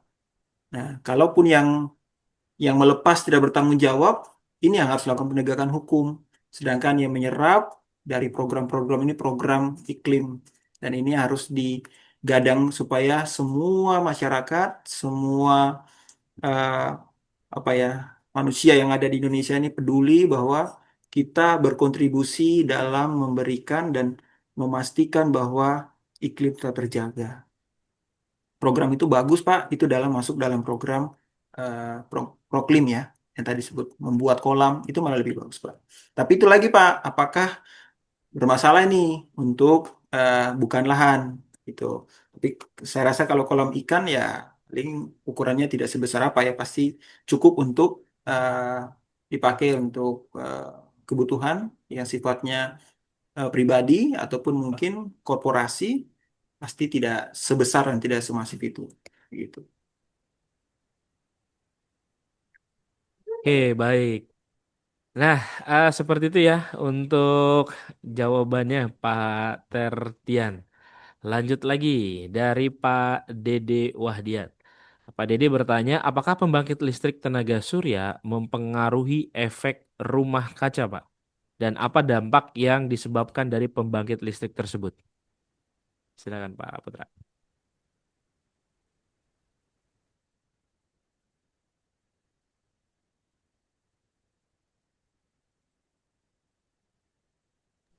Oke, jawabannya Pak cukup unik. Sebenarnya itu memindahkan knalpot, Pak. Gini maksudnya. Untuk membuat panel surya, itu dibutuhkan baterai nggak? Baterai itu ada baterai litium dan sebagainya. Itu baterai itu dihasilkan di manufacturing dan di pabrik.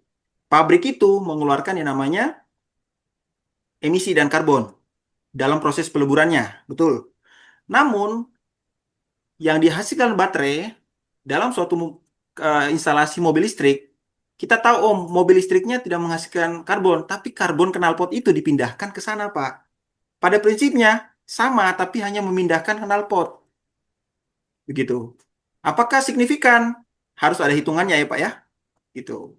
Apakah oh ternyata dengan adanya mobil listrik, dengan adanya solar panel, ternyata menurunkan nih emisi gas buang. Tapi seberapa seberapa signifikan? Nah, jadi jawabannya hanya memindahkan knalpot, Pak. Knalpot yang harusnya ada di jalan raya dipindahkan ke manufacturing atau di pabrik yang dimana dipakai untuk melebur dan memproduksi yang namanya baterai. Gitu. Oke, baik. Seperti itu ya Pak Dede untuk jawabannya. Bapak Ibu, kalau ada yang mau raise hand silahkan boleh ya. Nanti kita akan persilakan satu persatu untuk bisa bertanya langsung dengan Pak Putra hari ini. Lanjut lagi dari Pak Rusli. Berbicara tentang iklim lingkungan nih Pak. apakah ada regulasi perbaikan lingkungan yang sudah dirusak, yang mengakibatkan kerugian sangat besar dan apabila ada, apakah regulasi tersebut bisa diterapkan? Silakan Pak Putra.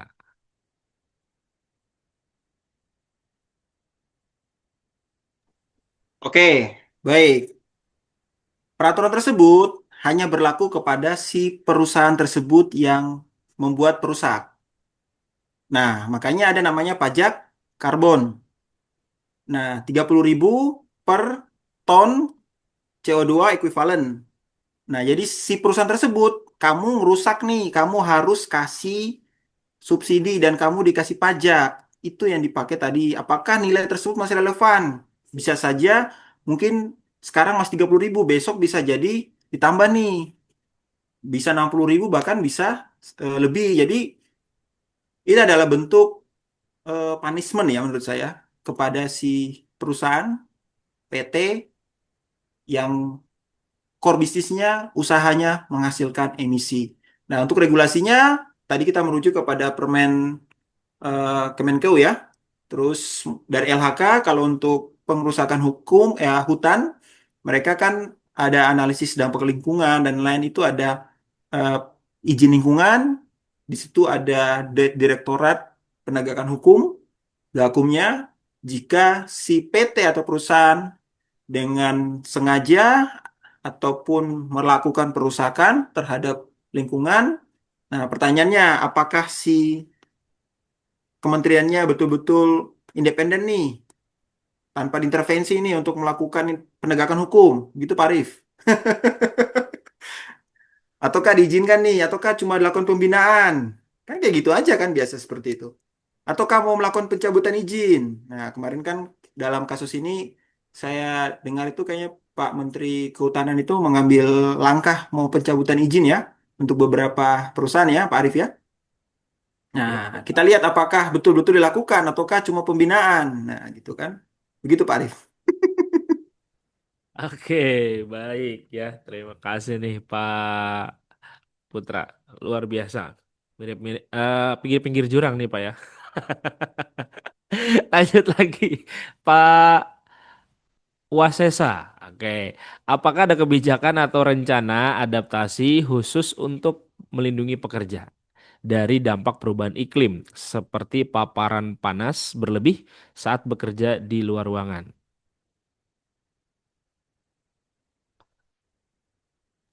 Oke, jadi sebenarnya kalau untuk para pekerja ini aspek safety-nya ya, uji lingkungan kerja Permenaker nomor 5 tahun 2018 kita melihat nilai ambang batas toleransi untuk heat stress, panas, cuaca, shock itu bisa terjadi. Jadi Bapak-bapak sekalian yang punya perusahaan yang bekerja di outdoor, yang bekerja di daerah ekstrim, yang bekerja di daerah ini belajari nilai ambang peraturan tersebut, implementasikan dan eh, terapkan untuk menjaga dan melindungi dan memproteksi si karyawan. Saya rasa peraturan itu cukup jelas ya, Pak Arif ya. Tinggal dibaca saja, lihat lampiran-lampirannya, gimana sih mengatur kebisingan, gimana sih mengatur posisi dalam cuaca panas, ekstrim semua ada di situ. Saya kayaknya itu kelas lain lah ya. Silakan nanti kalau mau mungkin jadi ahli K3 lingkungan kerja ya, Pak Arif ya. Betul, Silakan Pak. nanti diatur saja seperti itu. Kalau mau belajar lebih mendalam di bidang itu ya. Oke, baik. Seperti itu ya untuk jawabannya Pak Wasesa.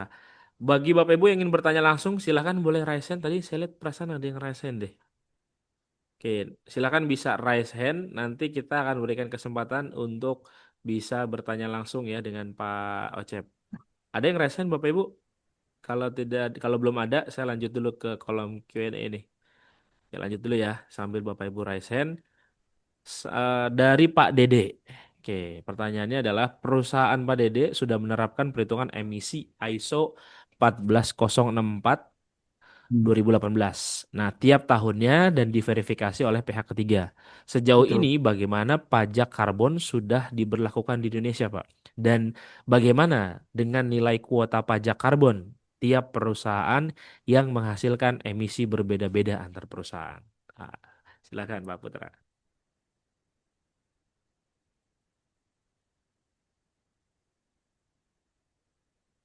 Oke, ada namanya karbon kredit, Pak. Jadi yang tadi saya katakan di awal bahwa subsidi silang ya, antara si PTA yang memiliki karbon lebih dari batas nilai ambang batas dan si perusahaan B yang menghasilkan kurang dari nilai ambang batas, itu terjadi yang namanya tadi karbon kredit, Pak. Dan itu yang dikatakan si PT yang menghasilkan banyak, dia bisa membeli dan bisa mendapatkan yang namanya subsidi dari si PT yang kurang daripada itu. Dan ini eh, dilakukan supaya tujuannya si PT A ini tidak mendapatkan sanksi, Pak. Karena dia salah satunya adalah yang menghasilkan lebih dari nilai ambang batas yang sudah ditetapkan tadi disebut ya Pak sama Pak itu ya. Nah, inilah Pak subsidi silang ataupun karbon kredit. Dan bahkan pengaturannya adalah sekarang dipajaki nih. Nah, ini jadinya yang menghasilkan rendah ini sebenarnya dapat keuntungan dibayar sama yang menghasilkan lebih. Seperti itu logikanya. Gitu, gitu ya, Pak. Oke, baik. Seperti itu ya, Pak Dede untuk jawabannya. Lanjut lagi. Wah, makin sore makin banyak pertanyaannya nih. Pak dari Pak Joko Susilo. Wah, ada tiga nih pertanyaannya nih. Satu-satu dulu ya. Mengapa pengendalian dampak lingkungan menjadi bagian penting dari sistem K3, Pak? Itu dulu aja. Oke, Pak. Baik. Gampang sekali jawabannya. Bapak tahu sekarang program ada 3 pilar pembangunan. Pertama adalah satu ekonomi, setelah itu ada namanya sosial, ada namanya environment. 3 pilar ini adalah pilar pembangunan yang dimana mencapai yang namanya sustainability, keberlangsungan. Aspek yang paling mendukung adalah aspek lingkungan, Pak. Jadi, kenapa kalau ditanya ini penting adalah masuk ke dalam 3 pilar pembangunan. Kalau kamu mengejar yang namanya apa namanya ekonomi, apakah ekonomi itu usaha atau bisnismu pengaruh nggak terhadap sosial? Bertanggung jawab nggak terhadap lingkungan? Jadi aspeknya harus betul-betul diperhatikan. Jangan hanya satu pihak, oke, ini kami mengejar yang namanya investasi, tapi kami mengabaikan aspek sosialnya, gimana masyarakatnya, gimana aspek lingkungannya. Dan ini yang menjadi kontrol dan pengendali supaya semuanya balance, Pak. Harusnya, tapi hanya harusnya, tapi implementasinya, Pak, itu yang sulit, Pak. Semua aspek bisa berjalan bersama, tapi ada aspek yang paling diabaikan, yaitu lingkungan. Ini makanya sering orang lingkungan tuh berantem tuh sama orang-orang pemegang regulasi, Pak. Yang sana demo, yang sana nuntut, yang sini pro, yang sana kontra. Pasti itu, Pak. Pasti terjadi. Baik. 3 pilar ya, Pak ya. 3 pilar pembangunan. Oke, baik. Seperti itu ya Pak Joko. Nanti dua lagi kita lanjutkan ke Pak Joko dan ini sudah ada yang raise hand dari Pak Timothy. Silakan Pak Timothy untuk pertanyaannya. Selamat sore Pak Timothy. Silakan Pak. Ya, selamat sore Pak Arif, selamat sore Pak Oco. Pak, selamat sore Pak. Bisa dengar Oh, suara saya selamat Pak? sore. Ya, selamat sore, Pak. Ya. Ya. Pak Oce, saya mau nanya Pak. Tadi dibilang di konsep lingkungan nih, saya tertarik banget nih. Saya punya pengalaman Pak. Jadi waktu itu kita mendirikan sebuah inilah pabrik gitu, perusahaan gitu, tapi lingkungannya itu menurut saya kurang gitu Pak. Menurut saya kurang ya dari segala macam mungkin kalau di ini masih sering banyak kekurangan. Pertanyaan saya kekurangan itu apakah tetap kita melanjutkan proyek itu apa kita hentikan dulu untuk kita membenahi lingkungan itu Pak? Ya Pak, itu aja sih Pak tanya saya. Ya, Pak Timothy, terima kasih atas pertanyaannya. Jadi, eh, jadi ada tahapan-tahapan, Pak ya, untuk mendirikan suatu perusahaan itu kan kita satu mengajukan izin, membuat perusahaan, membuat izin pelepasan tanah, lahan dan sebagainya. Nah, untuk sampai ke situ kan ada namanya tahap identifikasi, Pak ya. Nah, tahap identifikasi itu kita menganalisis dampak yang salah satunya ada dampak lingkungan. Makanya pendirian AMDAL itu salah satu hal yang fundamental, Pak ya, untuk suatu izin perusahaan itu bisa dimulai atau enggak gitu. Jadi Di AMDAL itu sudah dihitung dan diukur, Pak. Segala bentuk luasan area, imbas dari tanah, penurunan tanah, udara, bahkan limbah yang mau dihasilkan, terus sosialnya gimana, terus lalu lintasnya gimana, itu semua dihitung, Pak. Makanya analisis dampak lingkungan itu pelatihannya cukup banyak. Nah, karena semua itu dihitung dan dianalisa, dapatlah suatu hasil, Pak. Hasil ini akan dipresentasikan nih, apakah proyek ini layak atau tidak, Pak. Apalagi kayak proyek strategi nasional, apakah layak atau tidak dari aspek lingkungannya bagaimana, dinilai apakah layak atau tidak. Nah, kalaupun dikatakan layak, berarti unsur terpenuhi. Tapi kalaupun belum dikatakan layak, berarti unsur harus dilakukan perbaikan. Makanya ada namanya sidang AMDAL, Pak. Nah, setelah dipenuhi, kalau memang bisa dipenuhi dalam waktu yang ditentukan, baru proyek tersebut diizinkan berjalan. Nah, kalau Bapak menganggap dan asesmennya ternyata, nah, itu kan yang mengeluarkan izin lingkungan itu adalah kementerian kan, Pak? Kementerian LHK ya dulu ya, mengeluarkan izin lingkungan. Nah, izin lingkungan itu keluar, baru proyek itu bisa dimulai, Pak. Nah, makanya eh, si evaluator, orang yang mengukur dan menghitung, harus betul-betul memahami tentang konteks daripada proyek itu, Pak. Nah, sekarang begini, Pak. Pada saat menghitung, oh mungkin hasil evaluasinya bagus. Tapi ternyata skala 20 tahun atau 10 tahun berjalan, ternyata banyak masalah ini, Pak. Banyaknya limbah, banyaknya ini dan sebagainya. Apakah hitungan di awal itu salah? Tidak. Ternyata analisisnya di, belum sampai kepada tahap yang dimananya menghitung eh, 10, 20, sampai 50 tahun ke depan. Ya, ini yang menjadi evaluasi kadang bahwa perubahan iklim itu mempengaruhi. Karena apa? Si orang yang melakukan perhitungan dalam nilai ambang batas aman, izin dikeluarkan. Nah, biasanya masalahnya ada pada saat perusahaan ini mulai membuang limbah, menghasilkan limbah, polutan, menghasilkan limbah B3 dan sebagainya. Terus banyaklah organisasi masyarakat atau organisasi lingkungan mulai demo nih. Nah, yang disalahkan adalah apa? Yang memberikan izin. Yang disalahkan yang memberikan izin. Kenapa? Ternyata tidak dihitung dengan baik. Ataukah fungsi kontrol atau pengawasannya kurang? Nah, kalau Bapak sebagai orang yang baru mau memulai, pastikan AMDAL terhitung dengan baik, analisisnya baik, identifikasinya baik. Setelah itu implementasi sesuai dengan AMDAL. Kenapa? Latihan lain, bermainnya lain gitu. Pada saat penyusunan AMDAL, ternyata identifikasinya apa? Si PT yang tersebut nakal, Pak. Oh, AMDAL, Anda harus melakukan ini, pengkajian ini. Ternyata dalam tahapannya dia menurun, Pak. Dia tidak konsisten dalam menerapkan eh, tanggung jawab dia terhadap lingkungan. Berarti yang disalahkan bukan orang pertama yang menyusun AMDAL, tapi adalah si PT yang tidak konsisten dalam menerapkan manajemen lingkungan. Seperti itu, Pak. Jadi opsinya bisa dari Bapak saja. Kalau lanjutkan, kumpulkan data dan analisis sebanyak mungkin. Setelah itu, pastikan bahwa izin telah didapat dan Bapak tetap konsisten dalam menerapkan sistem manajemen lingkungan.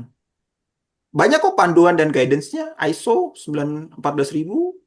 Terus kalau dari internal perusahaan banyak peraturan LH, makanya banyak pelatihan-pelatihan ya Pak Arif yang berhubungan dengan lingkungan itu, PPA, PPU, ya kan Pak?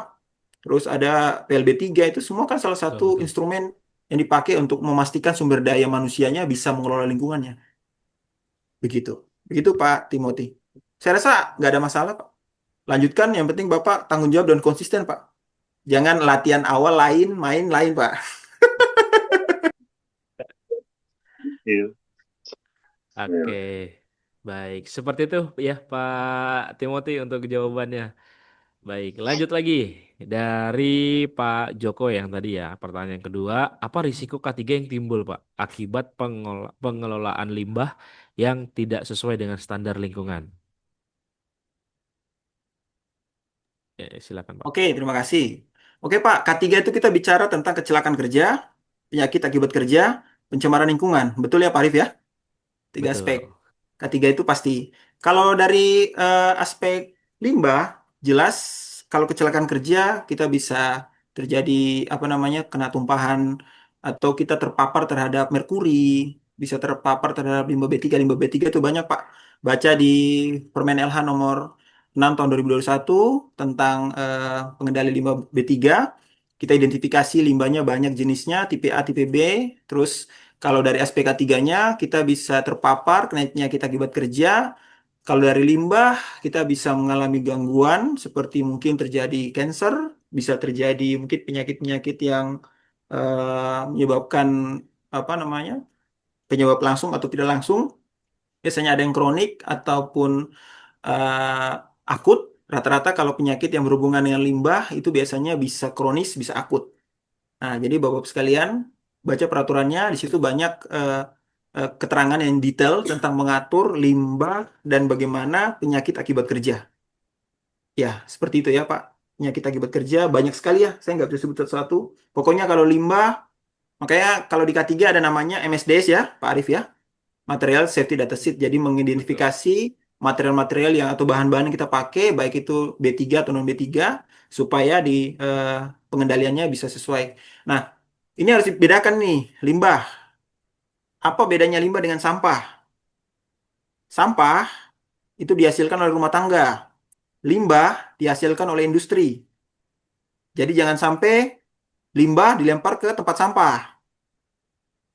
Itu pelanggaran hukum, ya. Sampah jelas ada namanya sampah padat. Tidak pernah ada namanya sampah cair, yang ada limbah cair. Limbah bisa berbentuk padat dan cair. Itu limbah B3. Ada beberapa metode. Baca peraturan Permen LH nomor 6 tahun 2021 mengatur tentang pengendalian limbah B3. Di situ ada semua bagaimana limbah itu ada mata pelajaran apa ada pelatihan khusus lagi tentang sana, tapi rata kalau di K3 sangat bisa terjadi kecelakaan, makanya rata-rata K3 itu kuncinya cuma itu, mengantisipasi kecelakaan, penyakit akibat kerja dan pencemaran lingkungan. Itu semua dimasuk ke dalam aspek K3. Baik, demikian ya, Pak. Oke, baik ya seperti itu ya Pak Joko Susilo tadi menjawab juga nih untuk pertanyaan yang ketiganya. Lanjut lagi dari Pak Bapak Ibu tadi perasaan ada yang raise hand lagi ya. Kalau ada yang mau raise hand lagi boleh ya bisa klik raise hand. Kita lanjut ke pertanyaan Q&A dari Pak Marwandi. Oke, Pak Marwandi melihat dari negeri kita ini masalah yang cukup signifikan adalah sampah tadi ya Pak. Nah, Pak Marwandi pikir dalam pengolahan sampah di Indonesia kurang baik.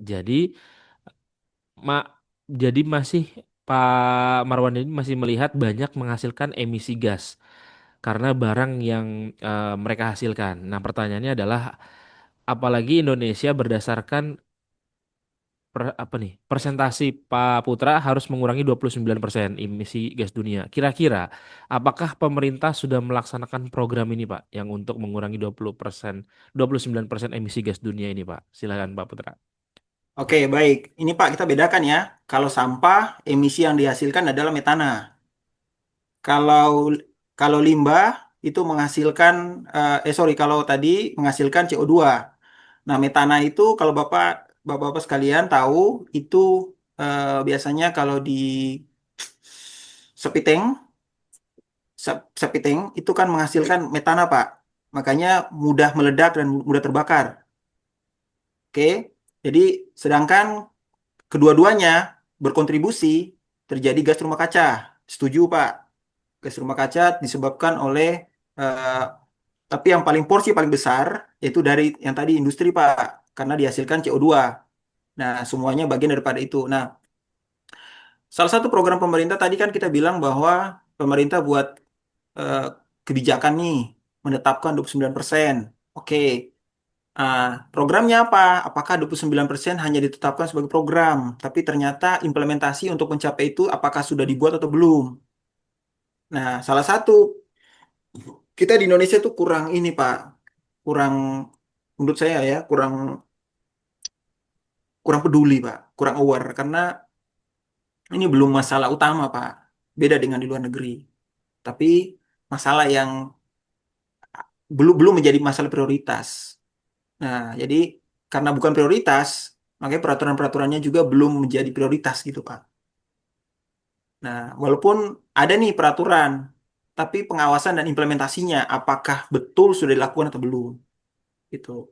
Kita di Indonesia ini kan sudah dibagi nih Kementerian LH dan Kementerian Kehutanan. Ini proporsinya harus sebenarnya sudah lebih Kementerian LH dan Kementerian Lingkungan Hidup dan Kementerian Kehutanan. Artinya sudah memiliki dua porsi dan porsi kerja sendiri. Tapi dulu kan masih satu tuh.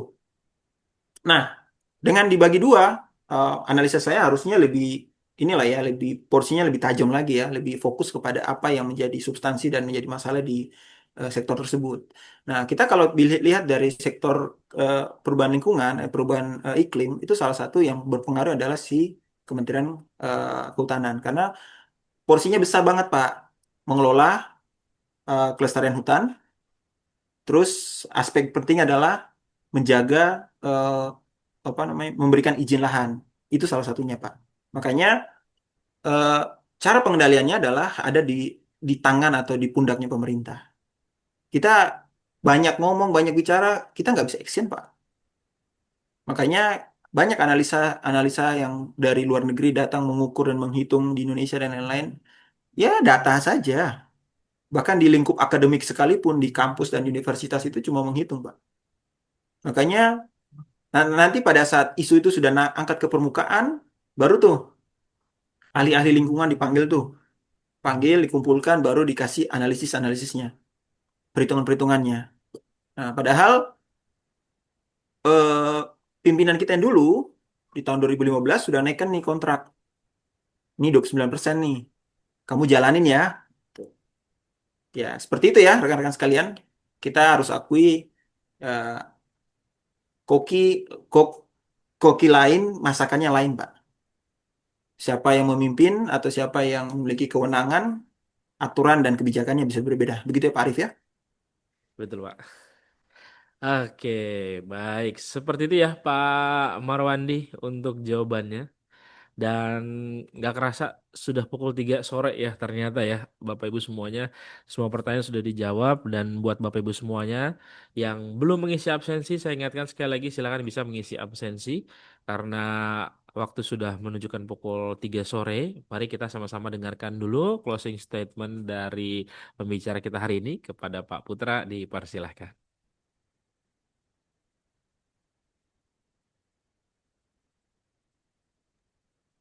Oke, baik. Terima kasih Pak Arif. Saya closing statementnya singkat dan sederhana aja Pak ya. Lakukan yang bisa kita lakukan, kendalikan yang bisa kita kendalikan. Mungkin kita tidak bisa menahan yang namanya perubahan iklim. Tapi yang bisa kita lakukan adalah mengendalikan emisi gas ataupun mengendalikan gas rumah kaca. Lakukan dari diri sendiri, lakukan dari lingkup yang kecil, buatlah peran, buatlah pengaruh kepada masyarakat. Terlebih, biarlah yang ini kita bisa lakukan dan serahkan segalanya, selebihnya kepada pemerintah yang mengatur perusahaan-perusahaan besar. Karena itu yang bisa kita lakukan yang bisa kita lakukan. Baik, demikian. Baik, terima kasih Pak Putra untuk materinya luar biasa dan Bapak Ibu semuanya. Terima kasih juga sudah hadir. Hari ini kita belajar banyak terkait dengan climate change dan safety ya. Mudah-mudahan apa yang disampaikan oleh Pak Putra hari ini bisa bermanfaat untuk kita semuanya dan tentunya menjadi berkat untuk Pak Putra juga ya karena sudah memberikan materinya hari ini. Bapak Ibu semuanya sekali lagi jangan lupa untuk mengisi absensi yang sudah saya kirimkan di WhatsApp grup ya di kolom chat Zoom ya. Karena untuk absensi hanya bisa diisi ketika webinar masih berlangsung. Jadi silahkan sebelum webinar berakhir isi terlebih dahulu sampai berhasil ya teman-teman. Baik, terima kasih banyak sekali lagi Pak Putra dan Bapak Ibu semuanya dan pastikan juga sudah gabung ke dalam grup Telegram Kolega Media Tama ataupun juga grup WhatsApp ya. Kita juga sekarang sudah ada grup WhatsAppnya supaya teman-teman yang mungkin yang tidak terlalu aktif di Telegram bisa bergabung di grup WhatsApp. Sudah saya kirimkan di kolom chat Zoom juga. Silakan bisa bergabung ke dalam grup Telegram dan juga grup WhatsApp untuk mendapatkan info link webinar setiap hari Sabtu. Oke, terima kasih banyak Bapak Ibu semuanya sudah hadir di webinar hari ini dan Pak Putra. Kita akan kembali lagi nanti di Sabtu berikutnya. Tentunya kalau bersama Pak Putra nanti kita aturkan lagi jadwalnya bersama Pak Putra dan tentunya dengan materi-materi menarik lainnya. Dan semoga kita semua diberikan kesehatan, Pak Putra juga diberikan kesehatan, keberkahan selalu. Sampai jumpa nanti di lain kesempatan, teman-teman semuanya. Dan jangan lupa untuk isi absen serta gabung ke dalam grup Telegram Kolegium Media Tama untuk mendapatkan info cepat link registrasi webinar setiap hari Sabtu. Akhir kata saya mengucapkan terima kasih dan sampai jumpa di webinar Sabtu depan. Terima kasih Pak Putra dan juga Bapak Ibu semuanya. Selamat sore Pak Putra.